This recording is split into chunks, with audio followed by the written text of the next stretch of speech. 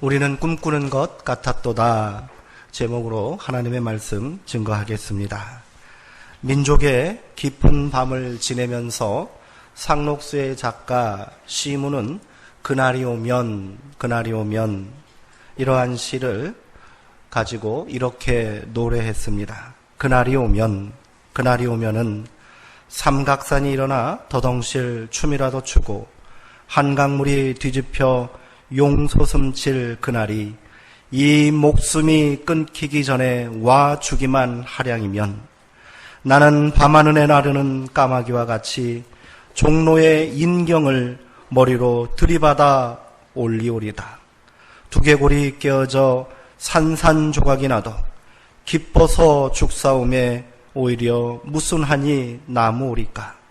그날이 와서 육조 앞 넓은 길을 울며 뛰며 뒹굴어도 그래도 넘치는 기쁨에 가슴이 미어질 듯하거든. 드는 칼로 이 몸의 가죽이라도 벗겨서 커다란 북을 만들어 들쳐매고는 여러분의 행렬에 앞장을 서오리라. 우렁찬 그 소리를 한 번이라도 듣기만 하면 그 자리에 거꾸러져도 눈을 감겠소이다. 꿈에서도 민족 해방을 염원하였던 시인은 광복의 그날을 보지 못한 채 1936년 35세 나이로 세상을 떠났습니다. 물론 검열 때문에 시인의 생전에 이 시가 발표될 수는 없었습니다. 일제강점기에는 검열을 통과하지 않고 발표할 수 있는 작품이 없었기 때문입니다. 치열한 저항성을 바탕으로 한 이 시가 검열에 통과될 수 없었겠지요.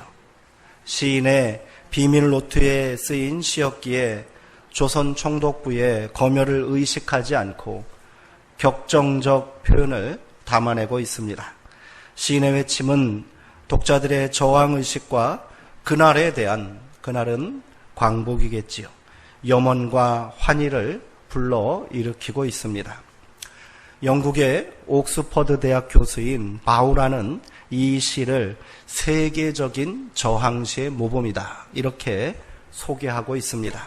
바우라 교수는 일본의 한국 통치는 가혹했으나 그 민족의 시는 죽이지 못했다 이렇게 말했다고 합니다. 광복의 그날을 간절히 염원하는 이 시는 해방 후 1949년 시인의 유고집이 처음 발표되면서 세상에 알려졌습니다.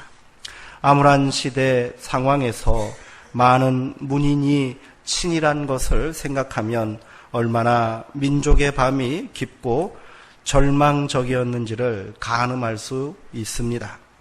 당시 그날은 아득한 미래였으며 민족의 가슴 속에 있던 염원이었을 뿐입니다.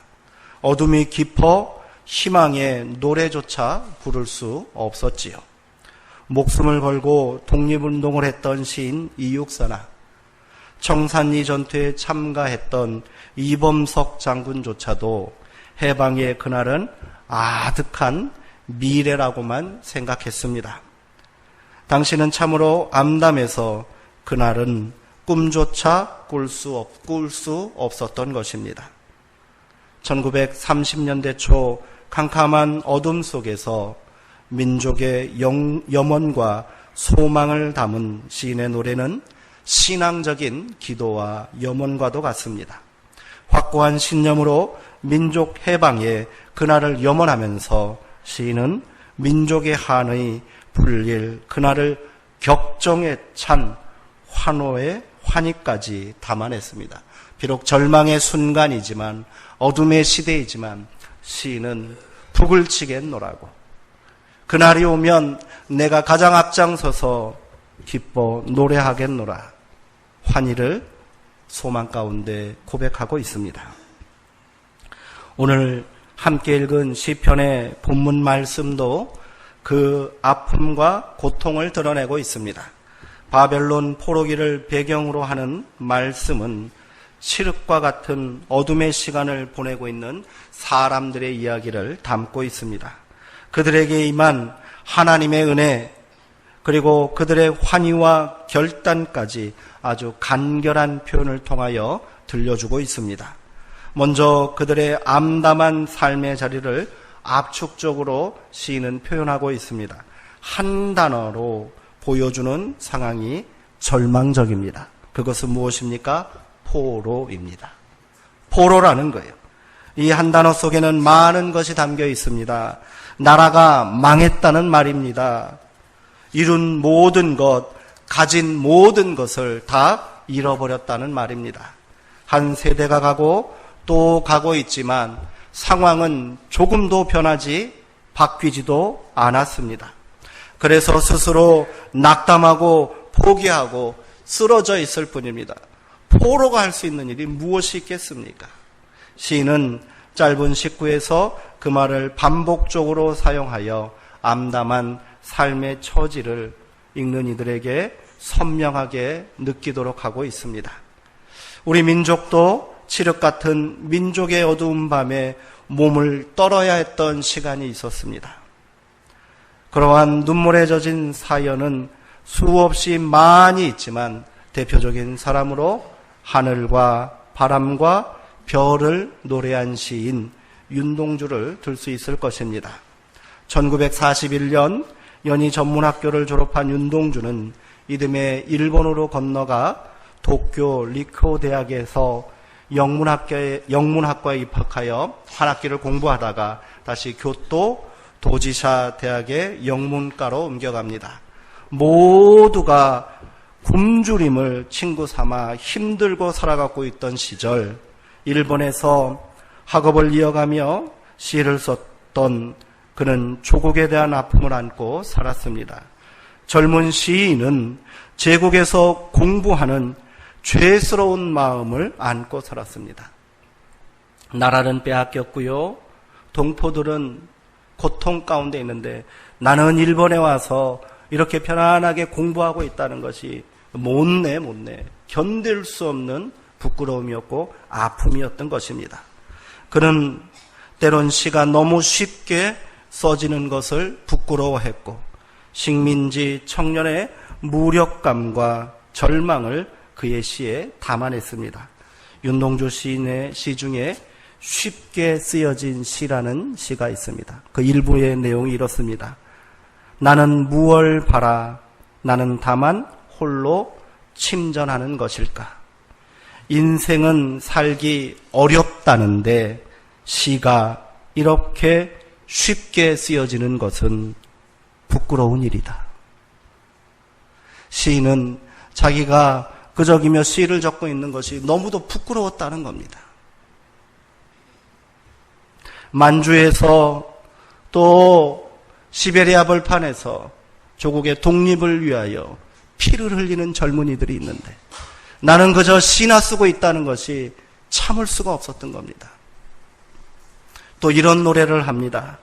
지조 높은 개는 밤을 새워 어둠을 짓는다. 어둠을 짓는 개는 나를 쫓는 것일 게다. 일본인들은 시인과 같은 사람들을 향하여 개라고 말했을 겁니다. 그러나 시인은 이렇게 고백합니다. 그렇다 나는 개다. 그러나 너희들이 감히 꺾을 수 없는 지조 높은 개다. 제국주의는 그런 청년을 용납하지 않았습니다. 1943년 여름방학을 맞아 고향으로 가려고 준비하고 있던 윤동주는 독립운동 혐의로 검거되었습니다. 일본에 있던 한 조선의 유학생들이 중심으로 돼서 독립운동을 준비하고 있었는데 그것이 혐의가 된 것이지요. 교토 지방법원에서 2년형을 선고받고 큐슈에 있는 후쿠오카 형무소에 수감되었습니다. 정신도 몸도 건강했던 젊은이는 그러나 1945년 2월 16일 갑작스럽게 옥사했습니다. 27년 2개월을 산 건강한 조선의 젊은이는 그렇게 꺾이고 말았습니다. 사인은 뇌출혈로 기록되어 있으나 나중에 밝혀진 바로는 그가 매일 맞았던 의문의 주사가 원인이었답니다. 증거인멸을 위해 형무소와 경찰서 당국이 관련 문서를 모두 소각한 탓에 정확한 증거자료를 찾기는 어렵습니다만 의문의 주사로 인해 사망한 것이 정설로 되어 있습니다. 비슷한 시기에 감옥에 갇혔던 사촌 송몽규 선생님 역시 그 주사를 맞았다가 면회온 가족들에게 이 사실을 밝히고 3주 후에 죽음을 맞았다고 합니다. 일본 문학평론가 고노 에이지 박사는 당시 규슈 제국대학에서 실험하고 있던 혈장 대용 식리 식염수를 윤동주에게 시인에게 주사했을 것이라고 말하고 있습니다. 한마디로 뭐예요? 생체 실험의 대상이 된 거예요. 제국의 젊은 청년을 생체 실험의 도구로 사용했던 그들이 바로 일본입니다. 우리의 포로 시절은 그렇게 암담했고요. 조선의 젊은 꽃봉오리들은 그렇게 짓밟혔습니다. 그러나 거기에서 놀라운 변화가 일어납니다. 오늘 포로의 고통과 어둠과 절망 가운데 있었던 백성들에게 하나님께서는 새로운 역사를 시작했습니다. 말씀은 그것을 한 단어로 표현합니다. 하나님께서 여호와께서 캄캄한 밤중과 같은 시간, 인생의 외로움에 떨고 있을 때, 문제와 어려움에 허덕이고 있을 때 거기에 찾아오셨습니다. 포로로 끌려가 고통받고 있는 바벨론 그 땅에 여호와께서 찾아오셨습니다. 일제의 강압과 폭력 앞에 신음하고 통곡하고 있는 이 땅의 백성들 앞에 여호와께서 동일하게 찾아오신 줄 믿습니다. 여호와께서 텅 빈 들판에서 몰아쳐오는 찬바람을 뚫고 있을 때 거기에도 함께 계셨습니다. 만주벌판에서 타국 땅을 떠돌아다니며 그 매서운 추위와 싸웠던 우리의 귀한 열사들 가운데도 하나님께서 함께 계셨는 줄 믿습니다. 여호와께서 그 답답한 시간을 다스리고 계셨습니다. 여호와께서 시온의 포로를 돌리고 계셨습니다. 여호와께서 이 땅에 광복을 준비하고 시작하고 계셨습니다. 강대국의 억압 가운데서 흑암의 시간을 보내는 그들에게 빛을 비추어 주셨습니다. 그러자 어둠은 물러가고 새날이 활짝 열리게 된 것이지요. 그 놀라운 은혜 앞에 서 있던 사람들은 마치 꿈꾸는 것 같았다. 꿈꾸는 것 같았다. 여호와께서 우리 시온을 돌아오게 한 날 우리는 마치 꿈꾸는 것 같았어. 이렇게 고백하고 있습니다. 입에는 웃음이 가득했고 입술에는 절로 찬양이 터져 나왔습니다. 그분이 행하신 놀라운 일로 인해 터질 듯한 감격으로 경배하고 있습니다. 얼마나 이 이스라엘 백성들이 기뻐하고 감격했는지 그들을 보고 있는 이방 사람들조차도 이들을 위하여 일하시는 하나님을 찬양하고 있다라고 고백하고 있습니다. 나라가 망해 끌려가 70년의 고난의 시간을 보낸 이스라엘 백성들이 해방되었습니다. 그 해방의 축복은 하나님의 긍휼과 은혜로 주어진 것임을 시인은 고백하고 있는 것입니다. 그리고 눈물 어린 감사의 노래를 가슴에 담고 있습니다. 우리 민족도 그 암울한 상황에서 희망의 끈을 놓지 않았습니다. 진일과 변절의 길을 걷는 사람들이 많았지만 꺼져가는 민족의 등불을 지키기 위해 생명을 건 독립투사들이 있었습니다. 그들은 절망하지 않고 포기하지 않고 낙심하지 않고 끝까지 독립을 위하여 이 땅의 해방을 위하여 노래하고 또 노래하였습니다. 우리가 잘 알고 있는 대표적인 저항시인 이육사 선생님이 계십니다. 원래 이름은 이원록 선생님이십니다. 그런데 그가 조선과 북경을 오가며 독립운동을 하다가 일본 순사에게 체포됐지요. 3년의 형을 선고받고 복역하였습니다. 그때 수임번호, 이육사 선생님이 입고 있던 그 옷의 수임번호가 264번이었답니다. 그리하여 이후로 우리 선생님은 자신의 이름을 버리고 이육사라고 스스로 칭하며 시를 발표했습니다. 그 후로 17번의 옥고를 치룬 대표적인 독립운동가였습니다. 1941년 북경 감옥에서 옥고를 치르던 중 조국의 독립을 보지 못하고 역시 옥사하셨습니다. 저는 이육사 선생님의 광야라는 시를 읽을 때면 가슴이 뛰어오릅니다.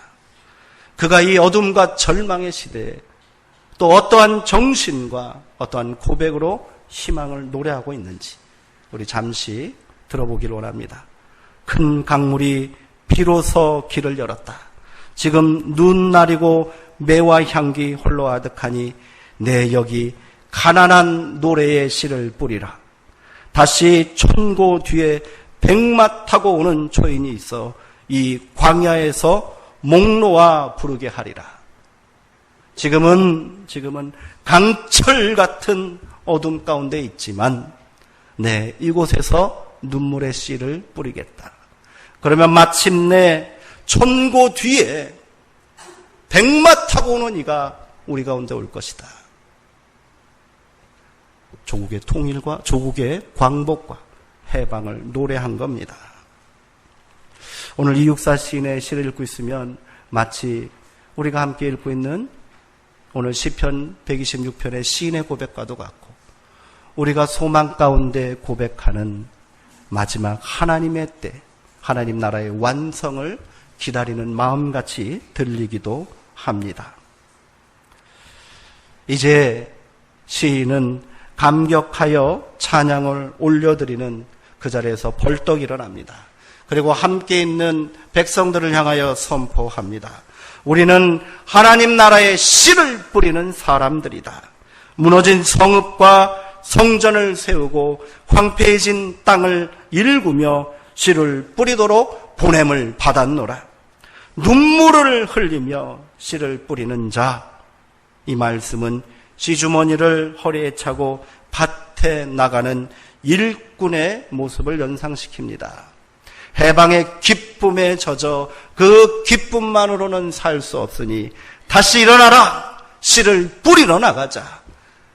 70년간 황폐하고 피폐한 우리의 삶의 자리에 다시 소망을 심고 그 땅에 다시 하나님의 영광을 심자. 눈물을 흘리며 고통스러울지라도 아득할지라도 이제 우리 씨를 뿌리자. 오늘 시인은 백성들을 향하여 이렇게 선포하고 있습니다. 그러면서 시인은 하늘을 향해 한 가지 기도를 올려드리고 있습니다. 여호와여, 우리의 포로를 남방 시내들같이 돌려보내소서. 4절의 말씀입니다. 남방은 이스라엘 남쪽 끝 불모지 네게브 사막을 뜻합니다. 남방 시내들같이 돌려달라는 말씀은 무슨 뜻일까요? 남방 시내는 말이 시내이지 평소에는 바짝 말라 있습니다. 이 사막 한가운데 물길은 나있어. 큰 물길을 했는데 평상시에는 바짝 말라 있는 거예요.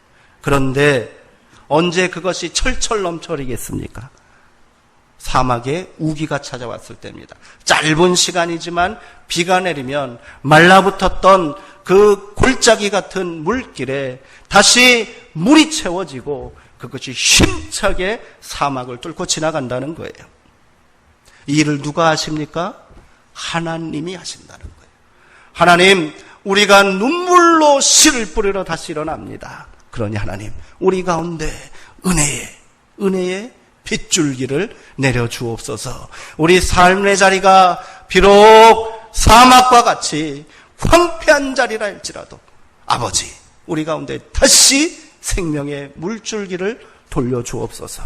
아직 포로의 삶을 살고 있는, 저 고통받고 있는 우리의 형제들이 모두 다 돌아올 수 있도록 주님 우리와 함께하여 주옵소서. 하나님께서 은혜를 베푸시면 우리는 회복될 수 있습니다. 하나님께서 도와주시면 우리 상황은 바뀔 수 있습니다. 시인은 하나님을 신뢰하며 그분 앞으로 다시 나아가며 무릎을 꿇고 있는 겁니다. 올해는 조국 광복 74년 3.1운동 임시정부 수립 100주년이 되는 해를 맞고 있습니다. 일본의 아베 정권이 국제법과 질서를 무시하고 경제 보복 조치를 내려서 어수선한 상황 속에서 광복절을 맞고 있습니다. 아베 정권이 제국주의의 부활을 꾀하는 것이 아닌가 염려됩니다. 실제로 그런 조짐들이 보입니다. 지난달에는 러시아와 중국이 우리 영공을 침범했고요. 북한은 계속해서 미사일을 쏘아대고 있습니다. 한반도 주변의 역사의 파고가 점점점 높아지고 있습니다. 광복절을 맞이하면서 민족의 역사를 다시 생각합니다. 우리 민족에게도 억압받던 바벨론 시절이 있었습니다. 일본 제국주의의 무력으로 국권과 강토를 빼앗겼습니다. 민족 혼을 말살하려고 우리 말과 글을 쓰지 못하게 했습니다.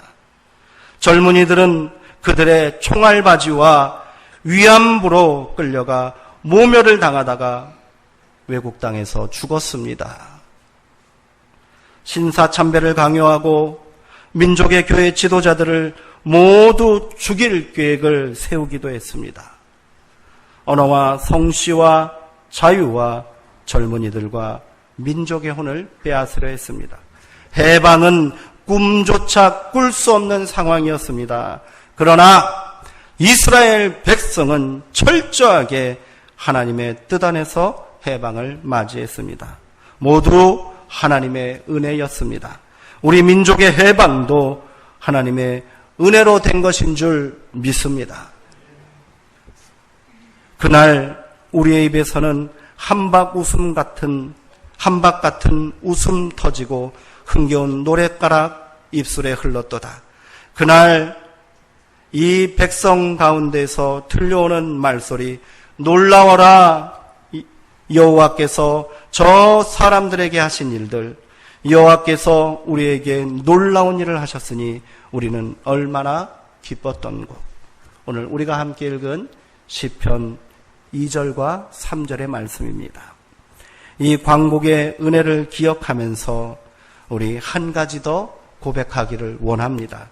눈물을 흘리며 씨 뿌리는 자, 기뻐하며 거둬들이리라. 씨를 담아들고 울며 나가는 자, 곡식단을 안고서 흥겹게 돌아올 것이다. 작은 나라, 작은 민족을 일으켜 세우신 하나님께서 이 나라, 이 민족에게 부탁하신 씨 주머니가 있다고 저는 믿습니다. 세계 선교의 사명을 맡겨주셨고요.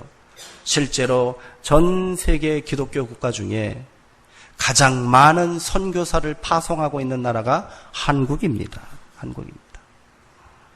동북아시아의 평화를 위하여 기도하게 하셨습니다. 원수를 사랑하는 마음으로 일본과 화해를 추구하며 선으로 악을 이기라 하신 말씀에 의지해서 일본의 복음화를 위하여 노력해야 합니다.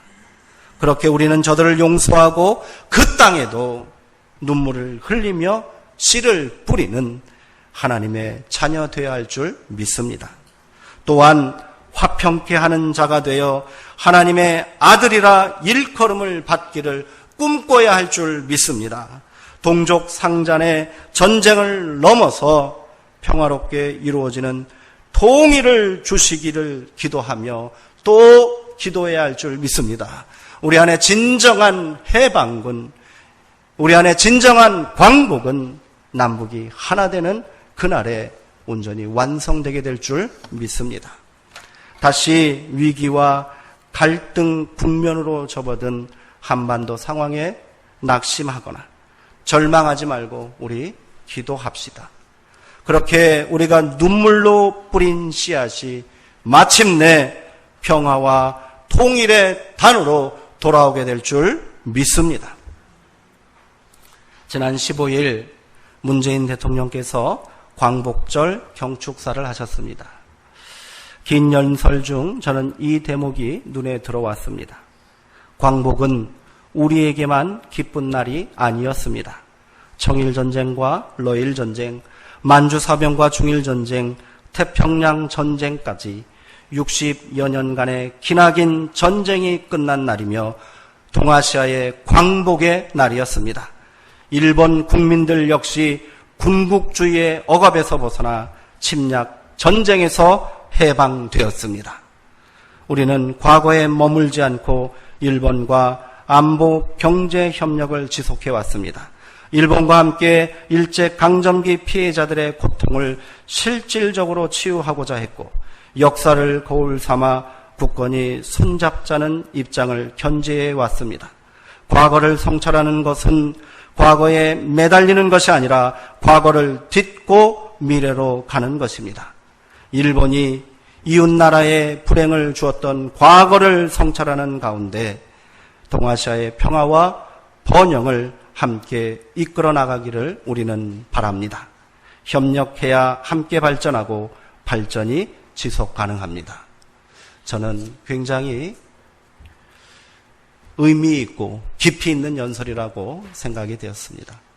일본 사람들이 이 연설을 주의 깊게 들었으면 하는 바람입니다. 또 이렇게 말씀하셨습니다. 존경하는 국민 여러분, 독립유공자와 유가족 여러분, 해외 동포 여러분, 저는 오늘 광복절을 맞아 임기 내에 비핵화와 평화 체제를 확고해야겠다고 다짐합니다. 그 토대 위에서 평화 경제를 시작하고 통일을 향해 가겠습니다. 북한과 함께 평화의 봄에 뿌린 씨앗이 번영의 나무로 자랄 수 있도록 대화와 협력을 발전시켜 나갈 것입니다. 2032년 서울 평양 공동올림픽을 성공적으로 개최하고 늦어도 2045년 광복 100주년에는 평화와 통일로 하나 된 나라, 세계 속에 우뚝 설 수 있도록 그 기반을 단단히 다지겠다고 약속합니다. 이념과 사상을 넘어서요, 우리가 함께 꿈꾸고 소망 가운데 기도해야 할 제목 아니겠습니까? 광복절 경축사에서 선포한 것처럼 2045년 광복 100주년 되는 해에는 하나된 조국, 하나된 민족이 되기를 우리도 소망을 품고 기도했으면 좋겠습니다. 우리를 둘러싸고 있는 외부의 환경이 호락호락하지 않습니다. 일본의 경제 보복이 언제 끝날지 알 수 없습니다. 계속해서 미사일을 발사하는 북한의 도발에 불안하고 또 한편으로는 분노가 치밀어 오릅니다. 그러나 평화를 위한 씨앗을 뿌리는 것을 포기하면 안 될 줄 믿습니다. 우리는 씨를 뿌리는 민족이 되어야 합니다. 시인은 해방의 기쁨을 안고 조국으로 향하는 백성들을 향하여 눈물을 흘리며 씨를 뿌리자고 독려하고 있습니다. 우리가 이를 악물고 눈물을 삼키며 평화와 통일의 씨를 뿌린다면 하나님께서 마침내 꿈꾸는 것 같이 기쁨으로 단을 거두게 하실 줄 믿습니다. 포기하지 말아야 합니다. 절망하지 말아야 합니다. 그래야 새날이 열리는 것 아닙니까? 저는 이런 상상을 합니다. 이런 꿈을 꿉니다. 부산에서 출발한 기차가 평양을 지나서 시베리아를 넘어서 저 유럽 땅끝 독일에까지 도착하는 그 날을 소망합니다. 이게 꿈이라고만 생각하십니까? 일제강점기에 독일에서 열린 올림픽에 손기정 선수가 갔던 그 길이 바로 이 길입니다. 그가 기차를 타고 독일까지 갑니다. 우리가 이 꿈을 잊어버린 지 오래입니다. 우리가 다시 씨를 뿌리기를 원합니다. 씨는 말합니다. 이 씨가 쉽게 뿌려지는 것이 아니라고, 이 씨를 뿌리기 위해서는 눈물을 흘려야 한다고, 고통을 견뎌야 하고요, 소망을 내려놔서는 안 되고요, 다시 일어서야 한다고 말하고 있습니다. 사랑하는 성도 여러분, 민족 복음화를 넘어서 한반도의 복음화, 그리고 일본의 복음화, 동북 아시아의 복음화를 위하여 우리 기도합시다. 이 일을 할 수 있는 나라는 오직 대한민국밖에 없습니다. 그래서 하나님께서 이 나라를 복음화시켰고 이 나라의 놀라운 부흥의 역사를 이루고 계신 줄 믿으시기 바랍니다. 소명을 잃어버리면 무너지는 거예요. 씨를 뿌리지 않으면 말라 비틀어지는 것입니다. 우리에게 주신 소망을 기억하시기 바랍니다. 저 북녘 땅을 복음화시켜야 되지 않겠습니까? 저 일본 사람들을 복음화시켜야 되지 않겠습니까? 저 우상에 찌들어 있는 동아시아의 우리의 이웃들을 복음화시켜야 되지 않겠습니까? 오늘 우리 한 원대한 꿈을 꾸고 세기를 시작하게 되기를 소망합니다. 일본의 기독교 인구가 몇 퍼센트인지 아십니까? 0.4%입니다.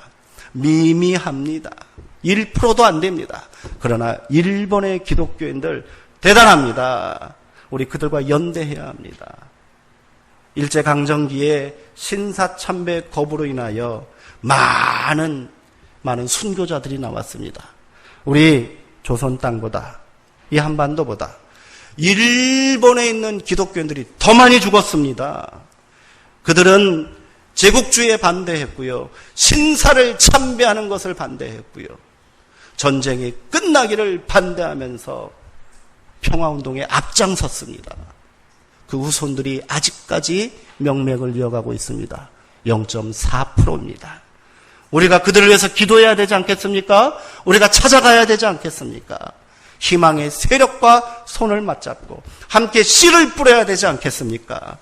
북한에 있는 지하교회 그 숫자가 얼마가 되는지 알 수 없습니다.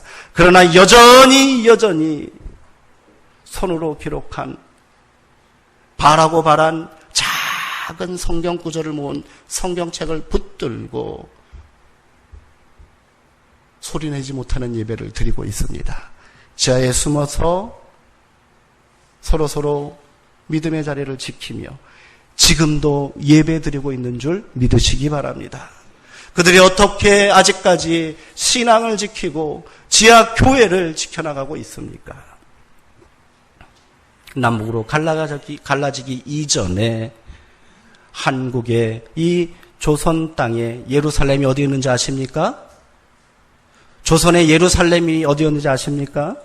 선교사들은 조선의 예루살렘을 평양이라고 말했습니다. 평양 신학교는 조선 땅의 복음의 빛을 발하는 시작이 되었습니다. 그 땅에 있던 사람들이 여전히 기도하고 있다는 사실을 기억하시기 바랍니다. 우리가 이 믿음을 가지고, 이 소망을 가지고 씨를 뿌리는 자들 되기를 원합니다. 우리가 하는 이 평화 이야기를 다음 세대에게 전하는 화평케 하는 자들 됩시다. 화해와 치유, 평화의 노래를 하나님께 바칩시다. 한민족의 억압을 거부하고 평화를 위하여 일하는 민족이 되도록 하나님께 간구합시다. 참된 행복은 정의와 평화를 통해서 이루어지는 것임을 힘써 증거합시다. 주께서 이 민족에게 허락하신 사명을 오늘 가슴에 담기를 소망합니다. 이 일에 한국교회가 앞장서기를 원합니다. 이념과 사상을 넘어 대결과 분열을 극복하고 평화와 통일을 위해 마음을 모아야 될 줄 믿습니다. 그 길이 험하고 고단할지라도 우리는 눈물을 흘리며 씨를 뿌려야 합니다. 우리 수종동 교회가, 여기 계신 성도님들이 그 길에 선두에 서기를 주님의 이름으로 축원드립니다. 기도하겠습니다.